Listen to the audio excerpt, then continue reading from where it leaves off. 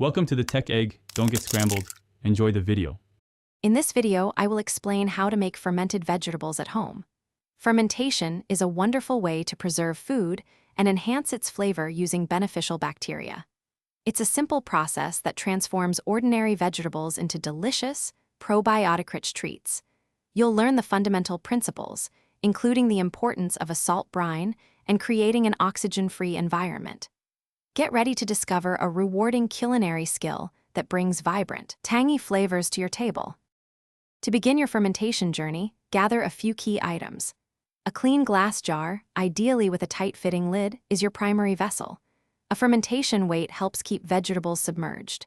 For ingredients, select fresh, high-quality vegetables like cabbage, carrots, or green beans. Crucially, use non-iodized salt, such as sea salt or kosher salt, for your brine. A good starting point is 1 tablespoon of salt for every 2 cups of water. Now, let's walk through the process. First, wash and chop your chosen vegetables. Pack them tightly into your clean jar, leaving about 1 inch of space from the top. Next, pour your prepared brine over the vegetables, making sure they are completely submerged beneath the liquid. Use your fermentation weight to keep them down.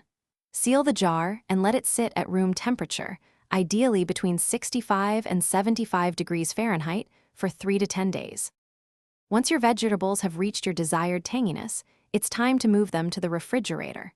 The cooler temperature will significantly slow down the fermentation process, preserving their flavor and texture. Your delicious homemade fermented vegetables are now ready to enjoy. They make a fantastic side dish, a zesty addition to sandwiches, or a healthy snack. Stored properly in the fridge, they can last for several months, offering a continuous supply of probiotic goodness.